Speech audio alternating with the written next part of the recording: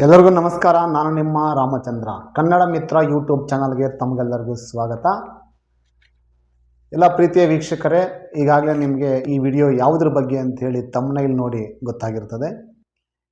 ಮತ್ತೆ ಇನ್ನೊಂದು ಸರ್ತಿ ಹೇಳ್ತಾ ಇದ್ದೀನಿ, ವಿಶೇಷವಾಗಿ ಏನಪ್ಪ ಅಂದರೆ 2025-26ನೇ ಸಾಲಿನಲ್ಲಿ SSLC ಪರೀಕ್ಷೆ 1ರ ಮೌಲ್ಯಮಾಪನ ಕಾರ್ಯ ಹೇಗಿತ್ತು, ಅದರ ಅನುಭವ ನಿಮ್ಮ ಮುಂದೆ ಹಂಚಿಕೊಳ್ತಾ ಇದ್ದೀನಿ.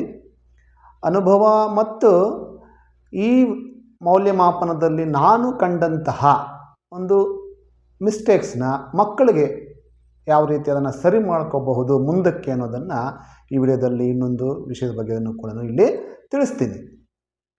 ಬನ್ನಿ ವಿಡಿಯೋವನ್ನು ಪ್ರಾರಂಭ ಮಾಡೋಣ. ಅದಕ್ಕಿಂತ ಮೊದಲಿಗೆ ಒಂದು ಲೈಕ್ ಮಾಡಿ, ಹಾಗೆ ನಿಮ್ಮ ಸ್ನೇಹಿತರಿಗೆ ಶೇರ್ ಮಾಡ್ಕೊಳ್ಳಿ ಮತ್ತು ಸಬ್ಸ್ಕ್ರೈಬ್ ಮಾಡ್ಕೊಂಡಿರಂದರೆ ಸಬ್ಸ್ಕ್ರೈಬ್ ಮಾಡ್ಕೊಳ್ಳಿ ಅಂತ ಹೇಳ್ತಾ ಈ ವಿಡಿಯೋವನ್ನು ಪ್ರಾರಂಭ ಮಾಡೋಣ. ಮಕ್ಕಳೇ ಹಾಗೂ ನೋಡ್ತಾ ಇರುವಂಥ ಎಲ್ಲ ವೀಕ್ಷಕರೇ, ಮೌಲ್ಯಮಾಪನ ಕಾರ್ಯ ನಮಗೆ ರಾಜ್ಯಾದ್ಯಂತ 8ರಿಂದ ಪ್ರಾರಂಭ ಆಗುತ್ತೆ. ವಿಶೇಷವಾಗಿ ನಾನು ಕನ್ನಡ ಪ್ರಥಮ ಭಾಷೆ ವಿಷಯದಲ್ಲಿ ನಾನು ಮೌಲ್ಯಮಾಪನ ಕಾರ್ಯಕ್ಕೆ ಹೋಗಿದ್ದೆ. ಪರೀಕ್ಷೆ ಮಾರ್ಚ್ 18ರಿಂದ ಏಪ್ರಿಲ್ 2ರ ತನಕ ಪರೀಕ್ಷೆ ನಡೆದಿತ್ತು. ಆ ಒಂದು ಪತ್ರಿಕೆಗಳನ್ನು ಇಡೀ ರಾಜ್ಯಾದ್ಯಂತ ಇದೇ ತಿಂಗಳು ಅಂದರೆ ಏಪ್ರಿಲ್ 8ರಿಂದ ಪ್ರಾರಂಭ ಆಗಿದೆ. ನಾನು ಹೋದಂತಹ ಮೌಲ್ಯಮಾಪನ ಕೇಂದ್ರದಲ್ಲಿ ಇಂದು ಆ ಮೌಲ್ಯಮಾಪನ ಮುಗಿದಿದೆ. ಅದರಲ್ಲಿ ಆದಂತಹ ಅನುಭವಗಳನ್ನು ನಿಮ್ಮ ಮುಂದೆ ಹಂಚ್ಕೊಳ್ತಾ ಇದ್ದೀನಿ. ಮೌಲ್ಯಮಾಪನ ಕಾರ್ಯ ಅಂತಂದರೆ ಒಂದು ಬ್ಯಾಚನ್ನು ಮಾಡ್ತಾರೆ. ಆ ಬ್ಯಾಚಲ್ಲಿ 6 ಜನ ಸಹಾಯಕ ಮೌಲ್ಯಮಾಪಕರು ಇರ್ತಾರೆ. ಅವರಿಗೆ ಒಬ್ಬ ಉಪಮುಖ್ಯ ಮೌಲ್ಯಮಾಪಕರು ಇರ್ತಾರೆ. ನಾವು 6 ಜನ ಸಹಾಯಕ ಮೌಲ್ಯಮಾಪಕರು ಮಾಡಿದಂತಹ ಒಂದು ಉತ್ತರ ಪತ್ರಿಕೆಗಳನ್ನು ಉಪಮುಖ್ಯ ಮೌಲ್ಯಮಾಪಕರು ಅದನ್ನು ಮತ್ತೆ ಇನ್ನೊಂದು ಸರ್ತಿ ನೋಡ್ತಾರೆ. ಈ ವರ್ಷ ನಾನು ನೋಡಿದಂತಹ ಪತ್ರಿಕೆಗಳು ಭಾಳಷ್ಟು ಚೆನ್ನಾಗೇ ಇತ್ತು. ನಾನಿಲ್ಲಿ ಯಾವ ಜಿಲ್ಲೆಯದು ಬಂದಿತ್ತು ಅಂತ ನಮಗೂ ಕೂಡ ಗೊತ್ತಿಲ್ಲ. ನಿಮಗೇನಾದರೂ ಗೊತ್ತಿದ್ದರೆ ಅಥವಾ ನೀವು ಊಹೆ ಮಾಡೋದಾದರೆ ಕಮೆಂಟ್ ಮೂಲಕ ನೀವು ತಿಳಿಸ್ಬೋದು. ಅಥವಾ ಒಂದು ವೇಳೆ ಗೊತ್ತಿದ್ದರೂ ಕೂಡ ನಾನು ಅದನ್ನು ಹೇಳುವ ಹಾಗಿಲ್ಲ, ಹಾಗಾಗಿ ನಾನು ಇಲ್ಲಿ ಅದನ್ನು ಹೇಳ್ತಾ ಇಲ್ಲ. ಒಂದು ವೇಳೆ ನಿಮಗೇನಾದರೂ ಗೊತ್ತಿದ್ದರೆ ಅದನ್ನು ಒಂದು ಗೆಸ್ ಮಾಡ್ಬೋದು. ನೀವು ಊಹೆ ಮಾಡಿ ನಮ್ಮ ಜಿಲ್ಲೆದು ಬಂದಿತ್ತಾ ಅಥವಾ ನಮ್ಮ ಜಿಲ್ಲೆ ಇಂತಹದ್ದು ಅನ್ನೋದು ನೀವು ಊಹೆ ಮಾಡಿ ಕಮೆಂಟ್ ಮೂಲಕ ತಿಳಿಸ್ಬೋದು. ಮಕ್ಕಳೇ, ಈ ಒಂದು ಮೌಲ್ಯಮಾಪನ ಕಾರ್ಯದಲ್ಲಿ ನಮ್ಮ ಒಂದು ತಂಡ ಬಹಳಷ್ಟು ಸಹಕಾರ ಇತ್ತು. ನಾವು 6 ಜನನ್ನು ಕೂಡ ತುಂಬ ಕ್ರಿಯಾಶೀಲವಾಗಿ ಪ್ರತಿದಿನ ಒಳ್ಳೆಯ ರೀತಿಯಲ್ಲಿ ನಾವು ಮೌಲ್ಯಮಾಪನವನ್ನು ಮಾಡಿದ್ದೇವೆ. ನೀವು ಬರೆದಂತಹ ಅಥವಾ ನಿಮ್ಮ ಒಂದು ಪರಿಶ್ರಮಕ್ಕೆ ತಕ್ಕಂತಹ ಅಂಕಗಳು ಖಂಡಿತವಾಗಲೂ ನಾವು ಕೊಟ್ಟಿದ್ದೇವೆ. ಇದರಲ್ಲಿ ಔಟ್ ಆಫ್ ಔಟ್ ಬಂದಿರುವಂತಹ ಮಕ್ಕಳು ಇದ್ದರು, ಮತ್ತು 60ರಿಂದ 90ರವರೆಗೂ ಇದ್ದರು, ಮತ್ತು 30ರಿಂದ 50ರವರೆಗೂ ಇದ್ದರು, ಮತ್ತು ಕೆಲವೊಂದು 20, 30, 35 ಅಥವಾ ಕೆಲವೊಬ್ಬರು ಫೇಲು ಕೂಡ ಆಗಿರುವಂಥ ಸಾಧ್ಯತೆಗಳಿದ್ದಾವೆ. ಫೇಲ್ಯೂರ್ಸ್ ಕಡಿಮೆ ಇದೆ ಅನಿಸುತ್ತೆ ಈ ವರ್ಷ. ನಿಮಗೆಲ್ಲರೂ ಕೂಡ ಒಳ್ಳೆಯ ರಿಸಲ್ಟೇ ಬರ್ತದೆ ಅಂತ ಹೇಳಿ ನನ್ನ ಒಂದು ಅನಿಸಿಕೆ. ಇದಿಷ್ಟು ಮೌಲ್ಯಮಾಪನದಲ್ಲಿ ನಾವು ಅನುಭವ ಮತ್ತು ಭಾಳಷ್ಟು ಸಂತೋಷದಿಂದ ನಾವು ಮಾಡಿದ್ವಿ. ಅದನ್ನು ಮೌಲ್ಯಮಾಪನದ ಒಂದು ಅನುಭವ ನಿಮ್ಮ ಮುಂದೆ. ಇನ್ನು ಏನೀಗ 9ನೇ ತರಗತಿ ಪಾಸಾಗಿ ಈಗ 10ನೇ ತರಗತಿಗೆ ಬರ್ತಾಯಿದ್ದೀರ ಅಂತಹ ಮಕ್ಕಳಿಗೆ ನಾನೊಂದು ಕಿವಿ ಮಾತನ್ನು ಹೇಳೋದಾದರೆ, ಮತ್ತು ಈ ಹಿಂದೆ ಮಾಡಿದಂತಹ ಮಕ್ಕಳು ಮಾಡಿರುವಂಥ ತಪ್ಪುಗಳನ್ನು ನೀವು ಹೇಗೆ ಸರಿ ಮಾಡ್ಕೋಬಹುದು ಅಂತೇಳಿ ನಾನು ಇಲ್ಲಿ ನಿಮಗೆ ತಿಳಿಸ್ತಾ ಇದ್ದೇನೆ. ಮಕ್ಕಳೇ, ಮೊದಲಿಗೆ ನೋಡಿ, ನಮಗೆ ಪ್ರಥಮ ಭಾಷೆ ಕನ್ನಡ ಅಂತಂದರೆ ಒಟ್ಟು 15 ಮುಖ್ಯ ಪ್ರಶ್ನೆಗಳಿರ್ತವೆ. 15 ಮುಖ್ಯ ಪ್ರಶ್ನೆಯಲ್ಲಿ ಮೊದಲನೇದು ಬಹು ಆಯ್ಕೆ ಪ್ರಶ್ನೆಗಳು. ಇದರಲ್ಲಿ ನೀವು ಮಾಡುವಂತಹ ತಪ್ಪುಗಳೇನು ಅಂತಂದರೆ, 6 ಬಹು ಆಯ್ಕೆ ಪ್ರಶ್ನೆಗಳನ್ನು ಕೊಟ್ಟಿರ್ತಾರೆ. ಅದರಲ್ಲಿ ಕೆಲವರು ಏನು ಮಾಡ್ತಾರೆ ಅಂದರೆ, ಉತ್ತರ ಗೊತ್ತಿಲ್ಲದೆ ಏನು ಮಾಡ್ತೀರಿ ನೀವು ಅಂದರೆ, ಆ ಪ್ರಶ್ನೆ ಸಂಖ್ಯೆಯನ್ನು ಹಾಕ್ಬಿಟ್ಟು ಅದರಲ್ಲಿ ಏನೂ ಬರೆಯಲ್ಲ, ಹಾಗೆ ಬಂದುಬಿಡ್ತೀರ. ಹಾಗೆ ಮಾಡಬೇಡಿ. ಆ 4 ಆಯ್ಕೆಗಳಿರ್ತವೆ. ಆ 4 ಆಯ್ಕೆಗಳಲ್ಲಿ ನಿಮಗೆ ಯಾವುದಾದ್ರೂ ಒಂದು ಊಹೆ ಮಾಡಿ ಒಂದು ಆಯ್ಕೆಯನ್ನು ಬರೆದ್ರೆ ಖಂಡಿತವಾಗ್ಲೂ ಅಲ್ಲಿ ನಿಮ್ಮ ಅದೃಷ್ಟ ಚೆನ್ನಾಗಿದ್ದರೆ ಅಲ್ಲಿ ಅದು ಸರಿಯಾಗುವಂತಹ ಸಾಧ್ಯತೆಗಳು ಇರ್ತವೆ. ಹಾಗಾಗಿ ನೀವು ಮುಂದೆ ಪರೀಕ್ಷೆ ಬರೆಯುವಾಗ ಯಾವುದಾದ್ರೂ ಒಂದು ಆಯ್ಕೆಯನ್ನಲ್ಲಿ ಬರೆಯಿರಿ. ಮತ್ತು ಸಂಬಂಧೀಕರಿಸಿ ಬರೆಯುವಂತಹ ಒಂದು ಪ್ರಶ್ನೆ, ಮುಖ್ಯ ಪ್ರಶ್ನೆ 2ನೇದಾಗಿತ್ತು. ಅದರಲ್ಲಿ 4 ಪ್ರಶ್ನೆಗಳು ಕೇಳ್ತಾರೆ. ಇಲ್ಲಿ ವ್ಯಾಕರಣಕ್ಕೆ ಸಂಬಂಧಪಟ್ಟಿರುವಂಥದ್ದು ತತ್ಸಮ ತದ್ಭವಗಳಾಗಿರ್ಬೋದು, ಅಥವಾ ನಾಮಪದಗಳಾಗಿರ್ಬೋದು, ಅಥವಾ ಕೃದಂತ ತದ್ದಿತಾಂತಗಳಿಗೆ ಸಂಬಂಧಪಟ್ಟಿರುವಂಥದ್ದು. ಅದನ್ನೊಂದು ಸ್ವಲ್ಪ ಓದ್ಕೊಂಡು ಮಾಡಬೇಕಾಗತ್ತೆ. ಇನ್ನು ಒಂದು ವಾಕ್ಯದ ಪ್ರಶ್ನೆಗಳು ಕೂಡ 7 ಪ್ರಶ್ನೆ ಇರ್ತದೆ. 7 ಪ್ರಶ್ನೆಗಳಲ್ಲಿ ಕೆಲವರು ಏನು ಮಾಡ್ತಾರೆ ನೀವು ಅಂತಂದರೆ ಕೀ ಆನ್ಸರ್ಸ್ ಬರೀತೀರ. ಆ ಕೀ ಆನ್ಸರ್ಸ್ ಬರೆಯೋದ್ರಿಂದ ಅಷ್ಟೊಂದು ಅಟ್ರಾಕ್ಟಾಗಿ ಕಾಣಿಸೋದಿಲ್ಲ ಅದು ಉತ್ತರ ಪತ್ರಿಕೆ. ಹಾಗಾಗಿ ವಾಕ್ಯದಲ್ಲಿ ನೀವು ಉತ್ತರ ಬರೆದ್ರೆ ಖಂಡಿತವಾಗ್ಲೂ ನಮಗೆ ಇಲ್ಲಿ ಪೂರ್ತಿ ಅಂಕ ಸಿಗುತ್ತೆ ಮತ್ತು ಮೌಲ್ಯಮಾಪಕರನ್ನು ನೀವು ಅಟ್ರ್ಯಾಕ್ಟ್ ಮಾಡಬಹುದು. ಹಾಗಾಗಿ ಇಲ್ಲಿ ಪೂರ್ತಿ ವಾಕ್ಯದಲ್ಲಿ ಬರೀಬೇಕು. ಇನ್ನು ಈ ಸಲ 3-4 ವಾಕ್ಯದಲ್ಲಿ ಬರೆಯುವಂತಹ ಪ್ರಶ್ನೆಗಳು 10 ಪ್ರಶ್ನೆಗಳಿದ್ದಾವೆ. ಸುಮಾರು ಮಕ್ಕಳು ಎಡವಿರೋದು ಎಲ್ಲಿಯಪ್ಪ ಅಂತಂದರೆ ರಾಜಕೀಯ ಸ್ವಾತಂತ್ರ್ಯ ಎಂದರೇನು ಒಂದು ಪ್ರಶ್ನೆಯಲ್ಲಿ ಬಹಳಷ್ಟು ಜನ ಎಡವು ಬಿಟ್ಟಿದ್ದೀರ. ಇದು ಏನು ಹೈಯೆಸ್ಟ್ ಬರುವಂತಹ ಮಕ್ಕಳು, ಔಟ್ ಆಫ್ ಔಟ್ ಬರುವಂಥ ಮಕ್ಕಳು ಕೂಡ ಈ ರಾಜಕೀಯ ಸ್ವಾತಂತ್ರ್ಯ ಅನ್ನೋ ಪ್ರಶ್ನೆಯಲ್ಲಿ ಎಡವು ಮಾಡ್ಕೊಂಡಿದ್ದೀರ. ಹಾಗಾಗಿ ಪೂರಕ ಪಾಠದಲ್ಲಿ ಬರುವಂತಹ ಪ್ರಶ್ನೆಗಳಿಗೆ ನೀವು ಹೆಚ್ಚು ಸಿದ್ಧತೆಯನ್ನು ಮಾಡಿಕೊಳ್ಳೇಬೇಕಾಗತ್ತೆ. ಯಾಕೆಂತಂದರೆ ಈಗ ನೋಡಿ, ಆ ಒಂದು ಪ್ರಶ್ನೆಯಿಂದ 2 ಅಂಕ ಹೋಗುವ ಸಾಧ್ಯತೆ ಇರ್ತದೆ. ಹಾಗಾಗಿ ಪೂರಕ ಪಾಠವನ್ನು ಹೆಚ್ಚಿಗೆ ನೀವು ಮುಂದೆ ಅದನ್ನು ಚೆನ್ನಾಗಿ ಅಭ್ಯಾಸ ಮಾಡಬೇಕಾಗತ್ತೆ. ಇದು 2-3-4 ವಾಕ್ಯಕ್ಕೆ ಸಂಬಂಧಪಟ್ಟಂತೆ. ಮತ್ತು ಇನ್ನು ಅದಕ್ಕಿಂತ ಮೊದಲಿಗೆ ಕೆಲವ್ರು ಏನು ಮಾಡ್ತೀರ ಅಂತಂದರೆ ಪ್ರಶ್ನೆ ಸಂಖ್ಯೆಗಳನ್ನು ಮಾರ್ಜಿನಿಂದ ಒಳಗಡೆ ಹಾಕಿಬಿಡ್ತೀರ. ಹಂಗೆ ಹಾಕಬೇಡಿ, ದಯವಿಟ್ಟು ಮಾರ್ಜಿನಿಂದ ಹೊರಗಡೆ ಪ್ರಶ್ನೆ ಸಂಖ್ಯೆಯನ್ನು ಹಾಕಿ ಮತ್ತು ಪ್ಯಾರಾಗ್ರಾಫಲ್ಲಿ ಉತ್ತರ ಬರೀಬೇಕು. ಪ್ಯಾರಾಗ್ರಾಫಲ್ಲಿ ಉತ್ತರ ಬರೆಯೋದಂದರೆ ಹೇಗೆ? ಮೊದಲನೇ ಸಾಲು 1 ಬೆರಳಷ್ಟು ಜಾಗ ಬಿಟ್ಟು 2ನೇ ಸಾಲು ಮಾರ್ಜಿನಿಂದ ಬರೀಬೇಕು. ಇದು ಪ್ಯಾರಾಗ್ರಾಫಲ್ಲಿ ಬರೆಯುವಂಥದ್ದು, ವಾಕ್ಯಾರಂಭದಲ್ಲಿ ಬರೆಯುವಂಥದ್ದು. ಇದು ಈ ಮಾದರಿಯನ್ನು ನೀವು ಅಳವಡಿಸ್ಕೊಳ್ಬೇಕಾಗತ್ತೆ ಮುಂದೆ. ನೆಕ್ಸ್ಟ್, ಕೃತಿಕಾರರ ಪರಿಚಯ ಅಂತೂ ಭಾಳಷ್ಟು ಮಕ್ಕಳು ಪೂರ್ತಿ ಅಂಕವನ್ನು ತಗೊಂಡಿದ್ದೀರಾ. 38-39ನೇ ಪ್ರಶ್ನೆ ಇದಾಗಿರ್ತದೆ. ಇಲ್ಲಿ 2 ಕೃತಿಕಾರರು ಕೇಳ್ತಾರೆ, ಒಂದು ಪಾಠದಿಂದ ಇನ್ನೊಂದು ಪದ್ಯದಿಂದ ಕೇಳ್ತಾರೆ. ಭಾಳಷ್ಟು ಜನ ಮಕ್ಕಳು 3ಕ್ಕೆ 3 ಅಂಕಗಳು ಒಂದು ಪ್ರಶ್ನೆಗೆ, ತಲಾ 3 ಅಂತೆ 6 ಅಂಕಗಳು ಭಾಳಷ್ಟು ಜನ ನೀವು ಇದನ್ನು ಪಡ್ಕೊಂಡಿದ್ದೀರಾ. ತುಂಬಾ ಖುಷಿಯಾಗಿ ನಾನು ಕೂಡ ಅಂಕಗಳನ್ನು ಕೊಟ್ಟಿದ್ದೇನೆ. ನೆಕ್ಸ್ಟ್, ಛಂದಸ್ಸು. ಇದು ಭಾಳಷ್ಟು ಜನ ತಪ್ಪುಗಳು ಮಾಡಿಬಿಟ್ಟಿದ್ದೀರ. ಏನು, ಒಂದೇ ಸಾಲ ಕೊಟ್ಟಿರುವಂಥದ್ದು ಈ ಸಲ ಕೊಟ್ಟಿದ್ದು ಅದು ಚಂಪಕಮಾಲಾ ವೃತ್ತಕ್ಕಾಗಿತ್ತು. ಕೆಲವರು ಏನು ಮಾಡ್ತಾರೆ, ಲಘುಗುರುವನ್ನು ತಪ್ಪು ಹಾಕಿರ್ತೀರ. ಲಘುಗುರು ಕರೆಕ್ಟಾಗಿ ಹಾಕಿರುವಂಥವ್ರು ಗಣ ವಿಭಾಗ ಸರಿಯಾಗಿ ಮಾಡಿರೋದಿಲ್ಲ. ಗಣ ವಿಭಾಗ ಸರಿಯಾಗಿ ಮಾಡಿದರೆ ಮೇಲ್ಗಡೆ ಸೂತ್ರ ಬರೆದಿರೋದಿಲ್ಲ, ನಜ ಬಜ ಜಜರ ಬರೆದಿರೋದಿಲ್ಲ. ಅಥವಾ ಕೆಲವರು ಅದನ್ನು ಚಂಪಕ ಬರೆಯೋ ಬದಲು ಉತ್ಪಲ ಬರೆದು ಬಿಟ್ಟಿದ್ರು. ಇನ್ನು ಕೆಲವರಂತೂ ಕಂದ, ಷಟ್ಪದಿಯಲ್ಲಿ ವಾರ್ಧಕ, ಭಾಮಿನಿ ಇದೆಲ್ಲನೂ ಕೂಡ ಬರೆದಿದ್ರೆ ಕರೆಕ್ಟಾಗಿ ಅದನ್ನು ನೋಡಿಕೊಂಡ್ರೆ ಸೂತ್ರ ಯಮಾತರಾಜ ಬಾನಸಲಗಂ ಬರ್ಕೊಂಡು ಹಾಕ್ಕೊಂಬಿಟ್ರೆ ನಜ ಬಜ ಜಜರ ಬಂದರೆ ಚಂಪಕ, ಭರನ ಬಬರ ಬಂದರೆ ಉತ್ಪಲ. ಭಾಳಷ್ಟು ಸುಲಭ ಇತ್ತು. ಇದರಲ್ಲಿ ಸ್ವಲ್ಪ ಜನ ಎಡವಿದ್ದೀರ, ಸ್ವಲ್ಪ ಜನ ಭಾಳಷ್ಟು ಚೆನ್ನಾಗಿ ಉತ್ತಮವಾಗಿ ಬರೆದಿದ್ದೀರ, ಅದಕ್ಕೆ ಅಂಕಗಳು ಸಿಕ್ಕಿರ್ತದೆ. ಇನ್ನು ಮುಂದೆ ಅಲಂಕಾರ. ಇಲ್ಲೂ ಸ್ವಲ್ಪ ಜನ ಎಡವಿದ್ದೀರ. ಹೇಗೆ? ಸಾಕಷ್ಟು ಜನ ಹೋಲಿಕೆಯನ್ನು ಬರೆದು ಬಿಟ್ಟಿದ್ದೀರ. ಯಾವ ರೀತಿ ಹೋಲಿಕೆ? ಒಂದನ್ನು ಇನ್ನೊಂದಕ್ಕೆ ಹೋಲಿಸುವಂಥದ್ದು, ಅದು ಉಪಮಾಲಂಕಾರ. ಆದರೆ ಇಲ್ಲಿ ಕೊಟ್ಟಿರುವಂಥದ್ದು ರೂಪಕಾಲಂಕಾರ ಕೊಟ್ಟಿದ್ದು. ಹಂಗಾಗಿ ಕೆಲವರು ಆ ಅಲಂಕಾರದ ಹೆಸರನ್ನು ಬರೆಯೋ ಸಂದರ್ಭದಲ್ಲಿ ಆ ಹೆಸರನ್ನು ಉಪಮಾಲಂಕಾರ ಅಂತ ಬರೆದುಬಿಟ್ಟು ಅಂಕಗಳನ್ನ ಕಳ್ಕೊಂಡಿದ್ರೆ. ಇನ್ನು ಸ್ವಲ್ಪ ಜನ ಬಹಳಷ್ಟು ಚೆನ್ನಾಗಿ ಬರೆದಿದ್ದಾರೆ. ಇದ್ರೂ ಕೂಡ ಇಲ್ಲೂ ಕೂಡ ನಿಮಗೆ 3ಕ್ಕೆ 3 ಅಂಕಗಳು ಸಿಕ್ಕಿರೋದನ್ನು ನಾನು ಗಮನಿಸಿದ್ದೇನೆ. ಇನ್ನು ಗಾದೆ ಮಾತು. ಈ ಗಾದೆ ಮಾತನ್ನು ಕೂಡ ಪ್ರಾರಂಭದಲ್ಲಿ ಹೇಳಿಕೆಯನ್ನು ಬರೆದು ಕೆಲವರು ಅರ್ಥದೊಂದಿಗೆ ಅದನ್ನು ಸರಿಯಾಗಿ ವಿವರಣೆ ಮಾಡಿಲ್ಲ.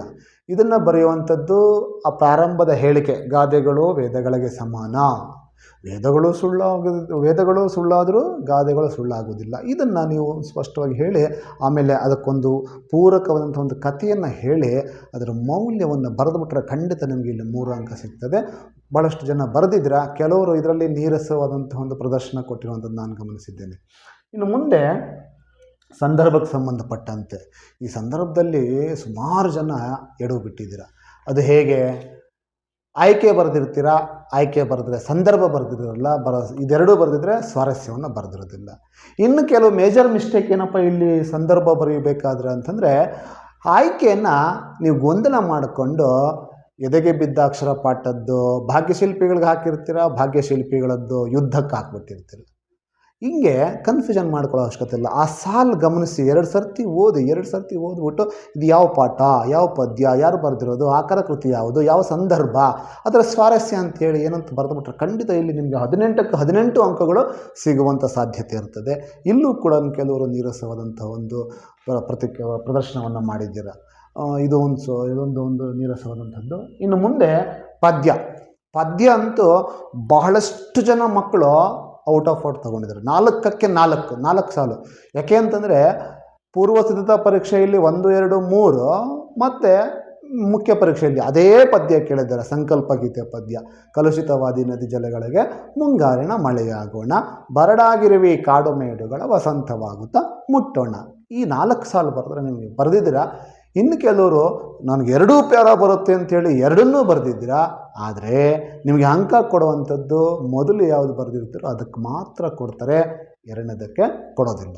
ಇನ್ನೊಂದು ನೆನಪಾಯ್ತು ಇಲ್ಲಿ, ಈ ರೀತಿ ಅತಿ ಬುದ್ಧಿವಂತಿಕೆಯನ್ನು ಮಾಡಿ ಕೆಲವು ಮಕ್ಕಳೇನು ಮಾಡಿದ್ದೀರಾ ಅಂತಂದರೆ ಇದಕ್ಕೆ ಸಂಬಂಧಪಟ್ಟಂತೆ ಮಲ್ಟಿಪಲ್ ಚಾಯ್ಸ್ ಕ್ವಶನ್ಗೆ ಸಂಬಂಧಪಟ್ಟಂತೆ ಮೊದಲನೇ ಪೇಪರಲ್ಲಿ ಒಂದನೇ ಪ್ರಶ್ನೆಗೆ ಎ ಉತ್ತರ, ಎ ಆಪ್ಷನ್ನು, 2ನೇ ಪೇಜಲ್ಲಿ ಬಿ, 3ನೇ ಪೇಜಲ್ಲಿ ಸಿ, 4ನೇ ಪೇಜಲ್ಲಿ ಡಿ ಬರೆದಿದ್ದೀರ.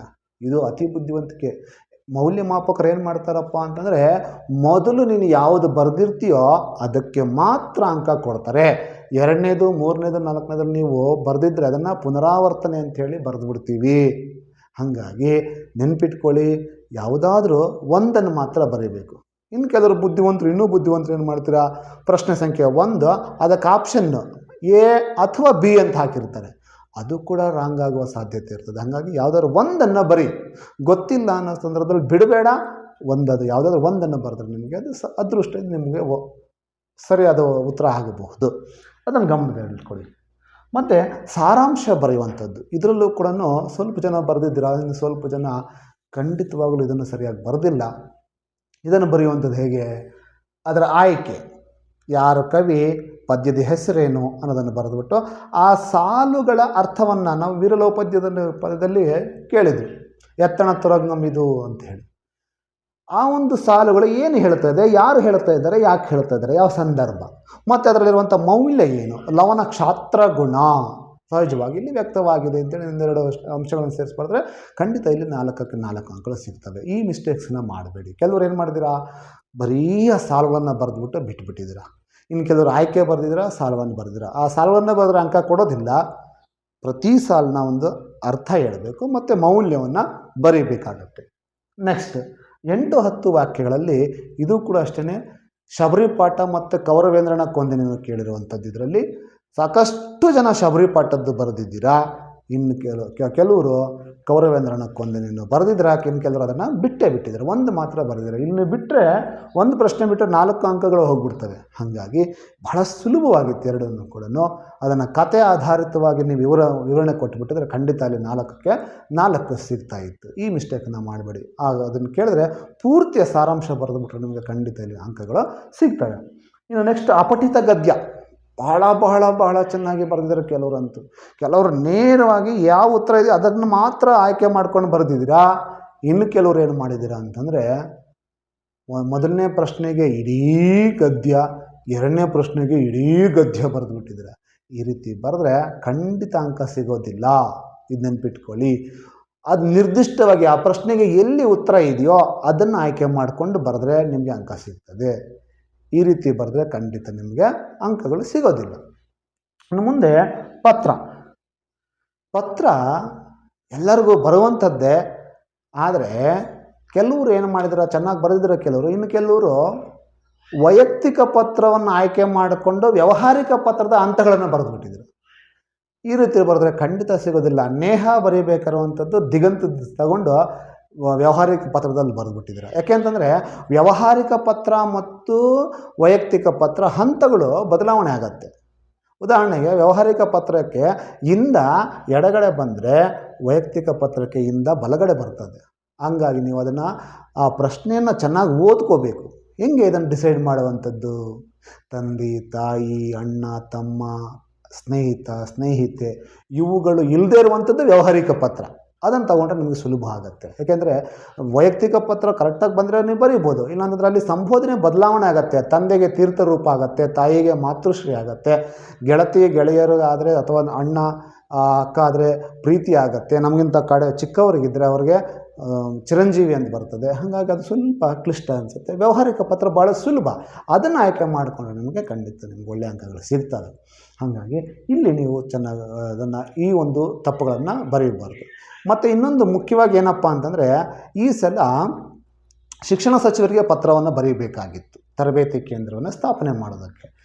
ಏನು ಮಾಡಿದ್ದೀರಾ? ನೇಹಾ ಸರ್ಕಾರಿ ಪ್ರೌಢಶಾಲೆ ಚಿಕ್ಕಮಗಳೂರು, ಮಾನ್ಯ ಶಿಕ್ಷಣ ಸಚಿವರು ಅಂತ ಬರೆದಿದ್ದೀರಾ, ಅವ್ರ ಅಡ್ರೆಸ್ ಬರೆದಿಲ್ಲ. ಕೆಲವ್ರು ಏನು ಬರೆದಿದ್ದೀರಾ? ಚಿಕ್ಕಮಗಳೂರೇ ಬರೆದು ಬಿಟ್ಟಿದ್ದೀರಾ. ಆದರೆ ಶಿಕ್ಷಣ ಸಚಿವರು ಚಿಕ್ಕಮಗಳೂರಲ್ಲಿರಲ್ಲ, ಅವ್ರು ಎಲ್ಲಿರ್ತಾರೆ? ಬೆಂಗಳೂರಲ್ಲಿರ್ತಾರೆ, ವಿಧಾನಸೌಧದಲ್ಲಿ. ಹೇಗೆ ಬರೀಬೇಕು?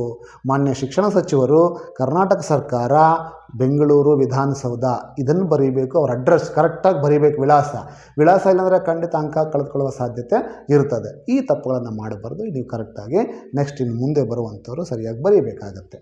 ಆ ಪತ್ರವನ್ನು ನೋಡಿಕೊಂಡು ನೆಕ್ಸ್ಟ್ ಪ್ರಬಂಧ ವಿಷಯಕ್ಕೆ ಬಂದಾಗ ಈ 2025-26ನೇ ಸಾಲಿನ ಪ್ರಶ್ನೆ ಪತ್ರಿಕೆಯಲ್ಲಿ ಕೊಟ್ಟಿರುವಂಥ ವಿಷಯಗಳು ಯಾವುದು ಅಂತಂದರೆ, ಒಂದು ಪ್ರಾಚ್ಯ ಸ್ಮಾರಕಗಳ ಸಂರಕ್ಷಣೆ, ಇನ್ನೊಂದು ಹೆಣ್ಣು ಮಕ್ಕಳಿಗಿರುವಂತಹ ಸರ್ಕಾರದ ಸೌಲಭ್ಯಗಳು. ಸಾಕಷ್ಟು ಜನ 95% ನಾನು ಮಾಡಿದಂತಹ ಮೌಲ್ಯಮಾಪನದಲ್ಲಿ ಪತ್ರಿಕೆಗಳಲ್ಲಿ ಹೆಣ್ಣು ಮಕ್ಕಳಿಗಿರುವಂತಹ ಸರ್ಕಾರದ ಸೌಲಭ್ಯಗಳ ಬಗ್ಗೆ ಬರೆದಿದ್ದೀರಾ. ಆ ಪ್ರಶ್ನೆಯನ್ನೇ ಸರಿಯಾಗಿ ಅರ್ಥ ಮಾಡಿಕೊಂಡಿಲ್ಲ. ಸರ್ಕಾರ ಹೆಣ್ಣು ಮಕ್ಕಳಿಗೋಸ್ಕರ ಏನೇನು ಸೌಲಭ್ಯಗಳು ಕೊಟ್ಟಿದ್ದಾರೆ ಅಂತ. ಕೆಲವು ಮಕ್ಕಳು ಏನು ಮಾಡಿದ್ದೀರಾ ಅಂತಂದರೆ, ಹೆಣ್ಣು ಮಕ್ಕಳು ಸಬಲೀಕರಣ ಹೇಗಾಗ್ತಾ ಇದೆ, ಹೆಣ್ಣು ಮಕ್ಕಳ ಒಂದು ಸ್ಥಾನಮಾನಗಳೇನು, ಅವ್ರು ಯಾವ ಹುದ್ದೆಯಲ್ಲಿದ್ದಾರೆ ಅನ್ನೋದನ್ನು ಬರೆದು ಬಿಟ್ಟಿದ್ದೀರಾ. ಅದು ಬರೆದ್ರೆ ಖಂಡಿತ ಪೂರ್ತಿಯಾಗಿ ತಪ್ಪಾಗುತ್ತೆ. ಹೆಣ್ಣು ಮಕ್ಕಳಿಗೆ ಸರ್ಕಾರ ಏನೇನು ಸೌಲಭ್ಯಗಳನ್ನು ಕೈಗೊಂಡಿದೆ, ಉದಾಹರಣೆಗೆ ಭಾಗ್ಯಲಕ್ಷ್ಮಿ ಯೋಜನೆಯನ್ನು ಕೊಡುವಂಥದ್ದು, ಅಥವಾ ಗೃಹಲಕ್ಷ್ಮಿ ಯೋಜನೆಯನ್ನು ಕೊಡುವಂಥದ್ದು, ಅಥವಾ ವಿದ್ಯಾರ್ಥಿನಿಗಳಲ್ಲಿ ಉಚಿತವಾದಂಥ ಒಂದು ಶಿಕ್ಷಣವನ್ನು ಕೊಡುವಂಥದ್ದು. ಈ ರೀತಿ ಅವರ ಹೆಣ್ಣು ಮಕ್ಕಳ ಒಂದು ಅಭಿವೃದ್ಧಿಗೆ ಸರ್ಕಾರ ಕೈಗೊಂಡಿರುವಂಥ ಕ್ರಮಗಳನ್ನು ಬರೀಬೇಕಾಗತ್ತೆ. ಆದರೆ ಖಂಡಿತವಾಗ್ಲೂ ಇದು ಬೇರೆ ರೀತಿ ನೀವು ಅರ್ಥ ಮಾಡ್ಕೊಂಡು ಅದನ್ನು ತಗೊಂಡಿದ್ದೀರ. ಅದಕ್ಕೆ ನಾನು ಹೇಳುವಂಥದ್ದು ಏನಪ್ಪ ಅಂತಂದರೆ, ಪುಸ್ತಕದಲ್ಲಿರುವಂತಹ ವಿಷಯವನ್ನೇ ಆಯ್ಕೆ ಮಾಡ್ಕೋಬೇಕು ನೀವು ಯಾವತ್ತೂ ಕೂಡ. ಪುಸ್ತಕದಲ್ಲಿ ಯಾವ ಒಂದು ಪ್ರಬಂಧ ಕೊಟ್ಟಿರ್ತಾರೋ ಅದನ್ನು ತಗೊಂಡ್ರೆ ನಿಮಗೆ ಸುಲಭವಾಗಿ ನಿಮ್ಮ ಟೀಚರ್ಸ್ ಮಾಡಿರ್ತಾರೆ, ಅದ್ರ ಬಗ್ಗೆ ಹೇಳಿರ್ತಾರೆ, ಅದನ್ನು ತಗೊಂಡ್ರೆ ಖಂಡಿತ ನಿಮಗೆ 5ಕ್ಕೆ 5 ಅಂಕಗಳು ಸಿಗ್ತದೆ. ಕೆಲವರಂತೂ ಬಹಳ ಅದ್ಭುತವಾಗಿ ಬರೆದಿದ್ದಾರೆ. ಪ್ರಾಚ್ಯ ಸ್ಮಾರಕಗಳ ಸಂರಕ್ಷಣೆ ಎಲ್ಲ ಹೆಚ್ಚು 90 ಮೇಲೆ ಹೋಗಿರುವಂಥ ಎಲ್ಲ ಮಕ್ಕಳು ಕೂಡ ಪ್ರಾಚ್ಯ ಸ್ಮಾರಕಗಳ ಸಂರಕ್ಷಣೆಯ ಒಂದು ವಿಷಯವನ್ನೇ ಆಯ್ಕೆ ಮಾಡಿಕೊಂಡಿದ್ದಾರೆ. ಅವ್ರಿಗೆ ಒಳ್ಳೆಯ ಅಂಕಗಳು ಸಿಕ್ಕಿದೆ. ಯಾರು ಸೌಲಭ್ಯಗಳು, ಸರ್ಕಾರದ ಸೌಲಭ್ಯಗಳು ಹೆಣ್ಣು ಮಕ್ಕಳು ತೊಗೊಂಡಿರೋ ಅದು ಖಂಡಿತ ಅವ್ರಿಗೆ ಮಾರ್ಕನ್ನು ಕಡಿತ ಆಗೇ ಆಗಿದೆ. ಈ ಒಂದು ಮಿಸ್ಟೇಕನ್ನು ನೆಕ್ಸ್ಟ್ ಬರುವಂಥ ಮಕ್ಕಳು ಅದನ್ನು ಮಾಡಬೇಡಿ. ಪುಸ್ತಕದಲ್ಲಿರುವಂಥ ವಿಷಯವನ್ನೇ ಆಯ್ಕೆ ಮಾಡಿಕೊಳ್ಳಿ. ಒಂದು ವೇಳೆ ನೀವು ಅದನ್ನು ಆಯ್ಕೆ ಮಾಡಿಕೊಂಡಿದ್ದೆ, ಅದರ ಬಗ್ಗೆ ಸಂಪೂರ್ಣವಾದ ಮಾಹಿತಿ ಇದ್ದರೆ ನಿಮಗೆ ಮಾತ್ರ ಅದನ್ನು ಆಯ್ಕೆ ಮಾಡಿಕೊಳ್ಳಿ. ಇದು ನನ್ನ ಒಂದು ಸಲಹೆ.